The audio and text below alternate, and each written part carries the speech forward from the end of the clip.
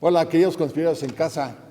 Bueno, les debo una explicación a mis conspiradores colegas y a ustedes, conspiradores en casa, porque es que estaba haciendo cola para entrar al cine con mi esposa y de repente tres rufianes empezaron a molestar a una muchacha hermosísima, no me pareció, y entonces recurrí a mis técnicas de karateca y por supuesto que los noqueé, pero uno sí pudo darme una patada en la espalda y me lastimó el cuello. ¿Todo eso es para decir que eres muy estirado? Sí, casi. No, el hecho real es que aquí estamos listos para conspirar el día de hoy y muchos días más. Por supuesto, bendiciones. Qué bueno que estás aquí. Por supuesto. Gracias, Benito, querido. No, bueno. Aquí Y estamos. hoy tenemos un tema padrísimo. Sí. Bueno, a ver. Vamos a hablar de por qué nos gusta la historia, de dónde salimos, cómo llegamos hasta aquí. ¿Y quiénes somos los ¿Y quiénes conspiradores? somos? Exacto. ¿En qué creemos los conspiradores? ¿Cómo somos, no? ¿Dónde nos hemos nutrido? ¿Qué queremos para este país? Yo creo que es un momento de una reflexión personal de todos nosotros, ¿no? Momento de definiciones. ¿Por qué hicimos este programa? Claro, ¿Verdad? conspiradores a trasluz. Sí, a contraluz. A Entonces, contraluz. pues si les parece, hablemos de nosotros por primera vez. Venga, Me parece. Salud. Salud. sea bien. Aunque sea bien, sí.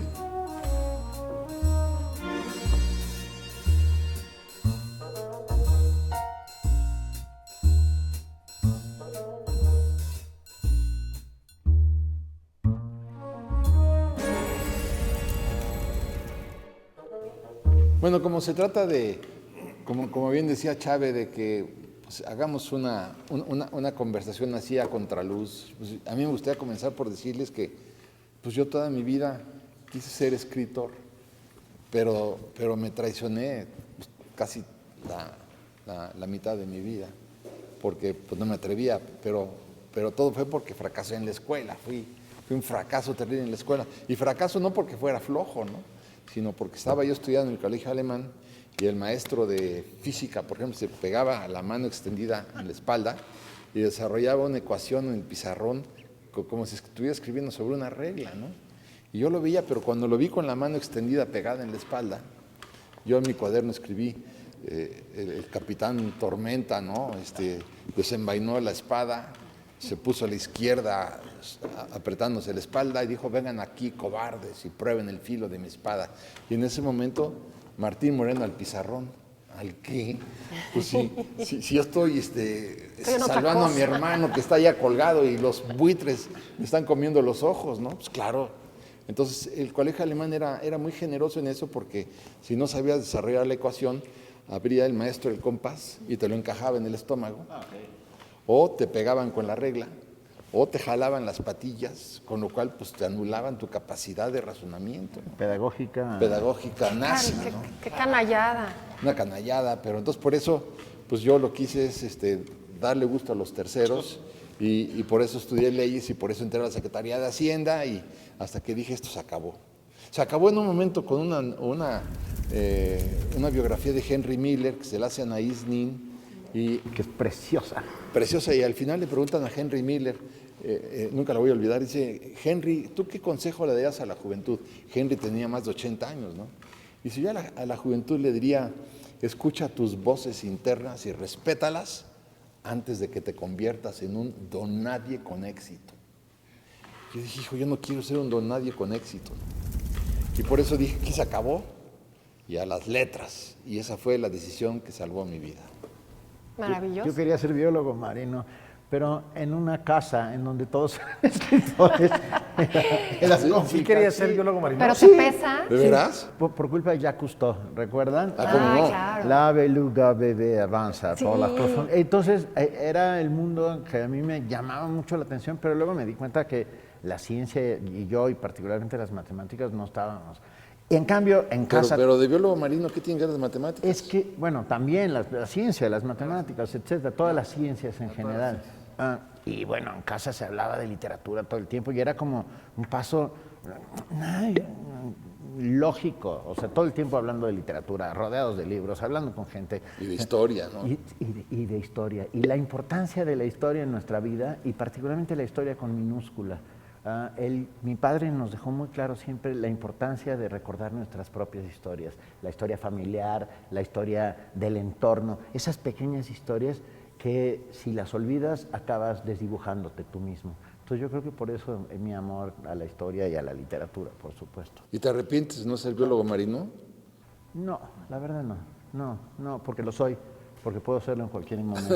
O sea, me puedo sentar y escribir como si fuera biólogo marino. O sea, y esa es la gracia de la literatura, ¿no? Que te permite ponerte cualquier careta o meterte dentro de cualquier personaje. Algún día escribiré una historia de un biólogo marino que quería ser escritor. Es una maravilla. Qué maravilla. A mí me pasa también cuando me doy cuenta, creo que ya lo he dicho en algunos programas, yo llego a México de 9 años porque mi papá era ingeniero de ICA y entonces vivimos en diferentes países y me sabía yo el himno de Guatemala y me sabía la historia de Colombia. Y cuando llego de aproximadamente 10 años a México y les pregunto a mis papás, ¿ya nos quedamos? ¿Esto es aquí ya? Sí, ya entras al colegio, el mismo colegio que estaba mi papá. Y entonces empecé a darme cuenta de la historia de México y me fascinó. Y eso que dices es bien cierto, ya me sentí vinculada a algo, porque de alguna manera cuando viajas tanto, no sientes que perteneces a nada, estás un poco desarraigada, a pesar de que te enriquece, ¿no? De otra forma, el conocer otra cultura. Pero el ya llegar a lo tuyo me gusta muchísimo. Y tengo la suerte de entrar al mismo colegio, donde ya, digamos, en los años de secundaria, de preparatoria, me empieza a dar la clase de historia una persona muy cercana a mí, muy querida a mí. Mi tía Isabel. Sí, la conocemos, una joya. Una joya, sí. Saludos. Salud. La hermana de mi padre me da las clases de historia y se me abre un mundo maravilloso. Y con el hecho además de que mi mamá contadora, mi papá ingeniero civil, muy matemáticos, muy inteligentes para esas cosas, yo negada. Nunca entendí las matemáticas, nunca entendí para qué la trigonometría. La preparatoria exentaba todo y me llevaba a esas materias a extraordinarios. Entonces, además del bálsamo que fue el que me contaran la historia de una manera tan divertida, tan entretenida, sin la mayúscula, historias de otros y con ganas de saber más, con esa curiosidad que te da esto es lo que yo quiero hacer. Y que además matemáticas y ciencias no se me daba, encuentro en las humanidades y me meto a estudiar el área 4. Ya después di otro viaje a relaciones internacionales, pero bueno, también tenía mucho que ver. Yo fíjate que jamás pensé que me dedicaría a la historia y ni a escribir. O sea, no, jamás. Me gusta, la historia siempre me apasionó desde niño. Así tremendo, de leer muchísimo. Empecé, de hecho, por la Segunda Guerra Mundial, a los 12 años. Me acuerdo que así, todo lo que había de la Segunda Guerra Mundial me lo echaba, etcétera. Pero nunca pensé, dije, pues no, o sea, es más, yo pensé, ¿para qué estudio historia si la historia puede ser uno autodidacta? Pensando no en lo profesional, sino, pues puedes estudiar como en el siglo XIX, no había carrera de historia. Entonces, yo lo que quería hacer era presidente de México. ¿Todavía puedes? Sí, todavía puedo. Digo, López Obrador tiene 65 años, voy a cumplir 50, tengo 2 sexenios más todavía para poder llegar al poder. Para prepararte. Pero entonces, ¿qué sucede? Me inscribo en la UNAM a Ciencias Políticas. Y mi primera gran decepción fue, se estaba cayendo el muro de Berlín en el 89, 2 años después la disolución de la Unión Soviética y 3 semestres del Capital de Marx. No, o sea, totalmente vieja la parte teórica en la universidad. Esa añoranza romántica del socialismo y todo eso. Dije, qué horror. O sea, estábamos entrando a un mundo globalizado y acá seguían con, no, la lucha de clases. Entonces dije, qué horror. Entonces decidí cambiarme a Relaciones Internacionales y dije, bueno, ¿por qué? Porque puedo ser diplomático, la historia me va a servir de algún modo. Siempre para mí la historia fue un referente. Pero en el momento en que entró a la carrera, nos fuimos a huelga por la toma de posesión de Salinas de Gortari, era noviembre del 88. Y yo me acuerdo que acababa de ver la serie de Enrique Krause, la de Biografía del Poder. Y entonces se me ocurrió, pues, le voy a escribir una carta a ver si puedo ser su ayudante. Entonces así de, querido Santos Reyes, doctor Enrique Krause, soy Alejandro Rosas, tengo buena ortografía, buena redacción, sé escribir a máquina. ¿En serio pusiste? Así, y pues me gustaría ser su ayudante porque conozco la historia de México de manera general. No tengo interés económico porque vivo con mis papás. Y se la envié. Y en enero del 89 me llama su secretaria que si puede venir a ver al ingeniero Krause a vuelta, que estaba todavía en San Jerónimo. Y ya me dijo, no, pues me cae muy bien tu carta en este momento porque sí necesito un ayudante y pues yo me considero una persona justa, sí te voy a pagar, que era maravilloso porque haz de cuenta que ahorita a un estudiante de primer semestre le pague 5,000 pesos. O sea, entonces No, yo bueno. ya era fifí. Claro, ¿no? Y entonces, para mí ese fue el golpe que dio, el golpe de timón que cambió el curso, porque entonces ya la carrera me valió, la terminé bien, 9.2, todo eso, pero ya no me importó y estuve 13 años con él. De hecho, acabo de cumplir el 1 de febrero, 30 años de que tengo mi carta firmada por Krause donde dice, presento a Alejandro Rosas como mi ayudante de investigación, pido para él atenciones para los archivos. 30 años estoy cumpliendo este año. Ah, qué buena onda. Qué dedicarme a la maravilla, historia. qué maravilla. Y esa carrera de Relaciones Internacionales, a mí también, entrando ya de lleno a ella, me doy cuenta que tampoco me llama la diplomacia porque la ruta Revlon sin duda no iba a ser para mí, yo no tenía ningún conecte político ¿Cómo ni es la nada. ruta Revlon? Era la ruta Revlon y la ruta Bonn. No, exacto, o la ruta Baigón. La ruta Entonces, Revlon era Europa, París, Londres, París, Estados Madrid, Unidos, Roma. Nueva York, Washington, y la ruta Baigón te toca una embajada pues en África, o digo, no estoy demereteando ni muchísimo menos, eso era lo que te sucedía si estudiabas relaciones internacionales tal cual, como la diplomacia, la carrera diplomática.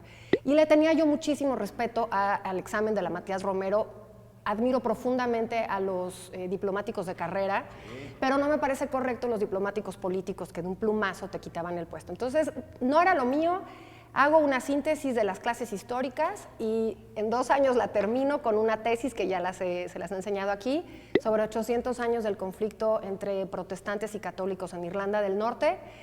Me titulo y hago una carta así de que dónde quiero trabajar y voy a tocar la puerta a Conaculta. Y así, tal cual, hice un currículum, recursos humanos, a Conaculta que estaba en Revolución. Y me dice, me acuerdo, Xochipilli Carrillo, recuerdo su nombre, me dice, hay una plaza abierta pero en el centro, en preservación del patrimonio cultural, con un doctor en historia, ¿te gustaría? Doctor no era en historia, pero bueno, ¿te gustaría ir? Y ahí empecé a trabajar, me aventé 5 años en el centro histórico, en el Palacio del Marqués del Apartado, y entré ya a estudiar la maestría en historia, tal cual, y ese es mi camino en la historia. Bueno, sí, es que yo me acuerdo el año pasado en la Feria Internacional del Libro en Guadalajara, pues no sé cuántas personas habían en el salón y se levantó una chava y me dice, ¿cuál es tu máxima satisfacción como escritor? Y yo pensé salirme por la tangente y dije, no, esta niña se merece una respuesta pues, completa, ¿no? Entonces me ocurrió y le dije, oye, fíjate que gracias a la literatura yo ya he vivido pues como 220 vidas. Claro. Yo ya fui villista, zapatista, fui Kaiser en Alemania, fui emperador de Japón, fui 7 veces presidente de México, 3 veces presidente de los Estados Unidos, fui piruja, fui campesino, fui bananero, fui petrolero. Entonces, a ver, ¿quién puede haber vivido 200 vidas? Gracias a la literatura, yo me reconcilié con la existencia y bueno, pues y más las vidas que nos faltan todavía por vivir, ¿no? Y yo por la literatura entro a la historia. Siempre lo repito y lo digo siempre, quien me quiera oír, sin literatura no hay historia. Y bueno, leyendo Los Miserables, yo tengo la sensación de que es el momento en que digo, mira, que detrás de esta historia contada hay otra historia.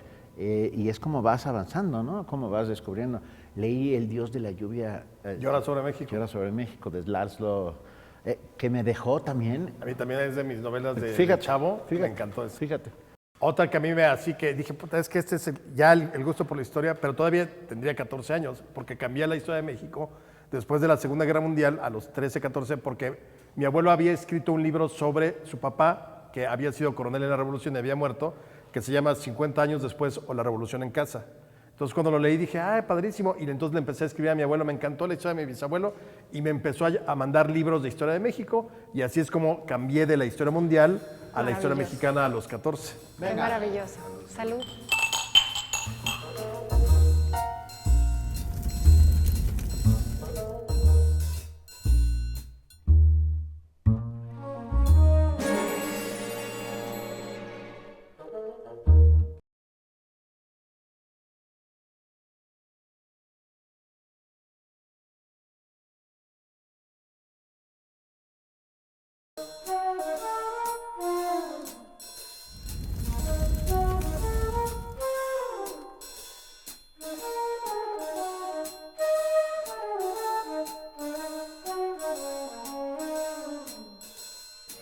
Ahora, digamos, esa es la parte como entras al mundo, ¿no?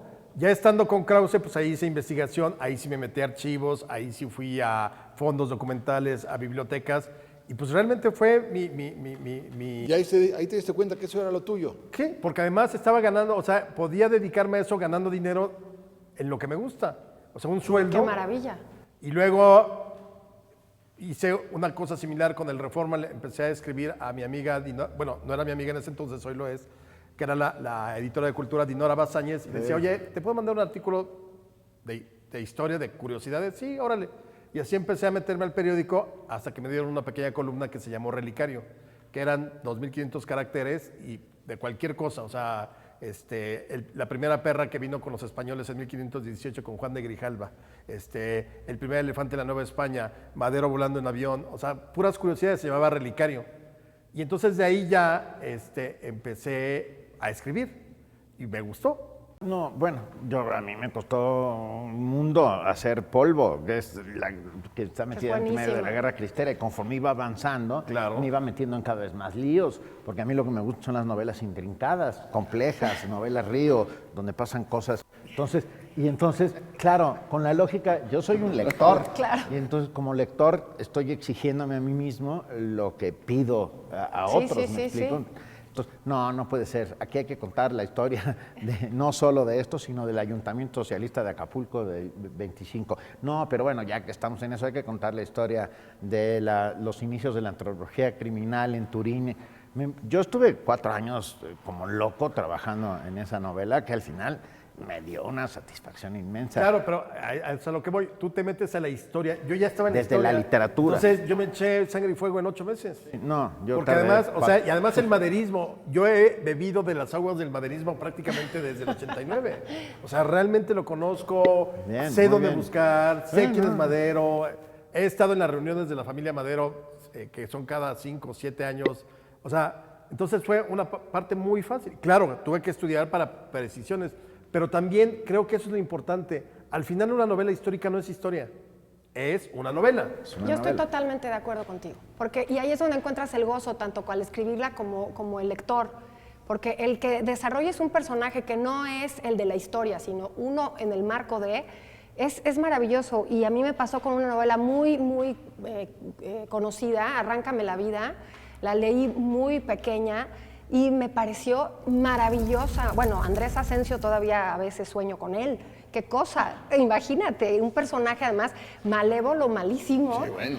pero de alguna forma eso, y obviamente la historia de México maravillosa. Y ya cuando en el mundo profesional te encuentras trabajando con patrimonio cultural, te encuentras trabajando con gente que quiere preservar, por ejemplo, en los Tepalcates, que están en lo que fue las orillas del lago de Texcoco, te das cuenta que significa vincularte a. Y yo siempre insisto mucho en eso, en la historia. Y la novela histórica me dio eso a mí, ubicarme como parte de esa historia en México. Como yo también he vivido en esas calles que hablan en la novela, yo también ubico, ¿no?, la nueva colonia Cuauhtémoc, etcétera. Déjame volver un poco a lo que decía Alex, que me parece que está muy bien dicho. Yo creo que cuando tú haces lo que realmente te gusta en tu Claro, vida, sí. es un privilegio. A mí cuánta gente me encuentro y que me dice, a mí me encantaría hacer lo que yo quiero en mi vida, ¿no? Entonces, por ejemplo, ¿y por qué no lo haces? No, porque tengo una notaría, porque tengo un despacho de abogados, porque tengo la empresa de mi padre y porque no me puedo ya desvincular de estos asuntos, pero no. Bueno, un amigo me decía hace poco que él toda su vida quiso ser beisbolista y toda su familia había sido de notarios. Y le dijo a su padre, tú vas a ser notario. No, yo quiero ser beisbolista. No lo dejó ser beisbolista. Bueno, cuando finalmente tuvo un hijo, el hijo le dijo, yo voy a seguir la estirpe de la familia, yo quiero ser notario. Le dijo, no, tú vas a ser beisbolista. ¿Cómo no? Es que no quiero ser beisbolista, yo quiero ser notario como tú. Bueno, pero es que alguien tiene que ser beisbolista en la familia. Y fregó al niño hasta que el niño resultó No, también. yo creo que sí, eso es terrible. Eso es terrible. Pero a ver, yo les preguntaría, ¿en qué creen? En la Los justicia. En conspiradores. la justicia. No, pero no. En la- Sí, claro, pero a ver. A ver, ya vamos a empezar. Y de lista tráfico. O sea, ¿en qué creen Y él ya, Ah, pelea. fíjate cómo ya lo condicioné después de 5 años. Pues ya sí, él mismo, es una él pesadilla. mismo le hace perfecto, Benito. En la justicia, en la libertad, en el... Pero son demasiado más concreto Sí, en la justicia, en la libertad de esta patria. Yo creo en el ejemplo. El ejemplo arrasa muchísimo más que las palabras. Yo creo que las actitudes, y trato de guiarme y nunca lo logro. La verdad es que uno te encuentras haciendo cosas, digo, no sé, quizá por ser padre o madre lo tengo ahora más claro. Es como fácil decir las cosas idealmente, pero llévalas a cabo. O sea, sí siento que el ejemplo es algo importantísimo. Yo creo, fíjate, yo creo ahorita que dijiste eso, yo creo en la ilusión. ¿Cuál es la ilusión?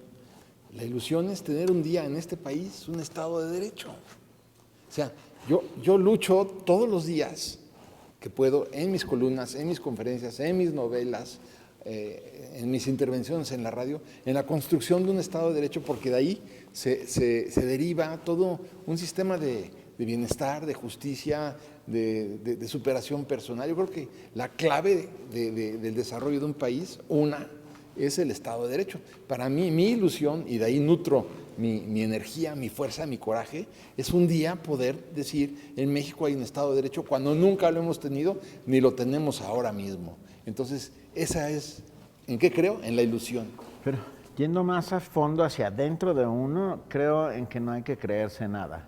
Creo firmemente en el trabajo, en la constancia, en que soy lo que soy un lector y como tal me asumo, no soy nada más. Cuando de repente se me acerca un chavito a decirme, eres el mejor escritor, le digo, es que no has leído a Balzac, carnal, o sea, entiéndeme. O sea, intento jamás subirme al ladrillito de ninguna cosa excepto del propio trabajo. Mi padre en ese sentido era ejemplar, ¿no? O sea, perdón, somos esos seres privilegiados, y estoy hablando de los periodistas y por ende de los escritores, ¿no? Que tenemos la oportunidad de contar historias, que es el oficio más bello del mundo. Y hay que respetarlo, y hay que honrarlo, y hay que mantener siempre una visión y una claridad. ¿Eso te sirve mejor que lo otro? Sí, claro. Yo también creo, o sea, en lo que yo sí creo que este país tiene muchas cosas para construirse y para consolidarse. Que nos hemos equivocado mucho tiempo, claro, que hay mil detalles que hay que arreglar. O sea, yo sí creo en la esperanza, digamos. Yo también. Y yo igual no lo voy a ver, pero sí creo que hay esperanza para el país y para la sociedad. Y creo que a comparación de cómo estábamos allá en los 80s, al día de hoy en términos de la sociedad, yo creo que hemos dado un salto gigantesco. Pero ¿y tú crees que tú en lo personal contribuyes a la construcción de esa esperanza? Claro, Sí. yo también, y creo que lo hacemos aquí, y como dices, en mi columna, o en la radio, o en los libros. Claro, es una aportación, no con el fin de, miren, les voy a enseñar cómo debe ser, no, simplemente mandas ideas, lanzas ideas. Creo que esa es una parte. Y la otra es la que dice Benito, no te la creas. O sea, yo soy de la idea de que hay que divertirnos, pasártela bien en el sentido de que te guste lo que estás haciendo.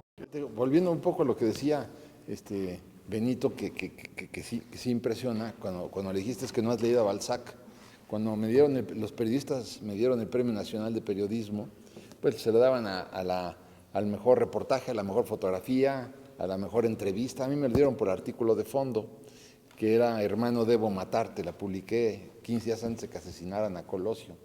Y entonces pues, fui por mi medalla, me dieron, y la gente aplaudía. Entonces me dijo mi mamá, perdón que lo diga, pero es que mi mamá es muy mal hablada. Mi mamá me dijo, me da mucho gusto tu éxito, mijito, pero no quiero que nunca se te olvide que mientras más importante te sientas en la vida, más pendejo eres. Entonces, digo, son cosas que no hay que sentirse importante, Benito. No hay que sentirse, porque ya sin sabes duda. lo que eres, ¿no? Ah. Entonces, cuidado, ¿no? Que te ubiquen. El éxito es una montañita de arena que se destruye en cualquier instante.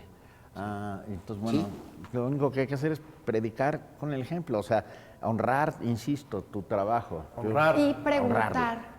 a los que están antes, yo le digo mucho a mis alumnos cuando doy clases, pregúntale al más viejo de tu familia con un gran respeto, ¿de dónde viene? ¿Cuál fue su historia? ¿Qué te puede aportar? ¿Qué México vivió o qué país vivió? Eso es riqueza. A mí de verdad gozo tanto platicar con mi madre, con mi tía, con los papás de mis amigas. ¿Por qué? Porque te dan te nutren de otra forma y te hacen sentir que perteneces a ese como tejido que se va haciendo de esto que es México.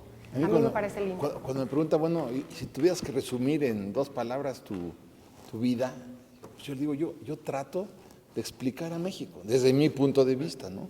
Trato de explicarlo. Sí, yo puedo mandar un mensaje a los Sí, amigos. bueno, por supuesto. Cuenten su historia. Todos tenemos una historia que contar, sin duda. Todos tenemos una historia que contar. Y otra cosa, todos merecemos vivir una vida extraordinaria. Entonces hay que encontrar ese resquicio en donde está el sueño, agarrarlo de la cola y no soltarlo, pase lo que pase. Y aunque sea un solo día de tu vida, vivir. Con eso ya viviste una vida Me extraordinaria. parece muy bien. Bueno, Qué belleza. Pues salud, Benito. Buena Salud. noche. Buena conclusión. Por ustedes.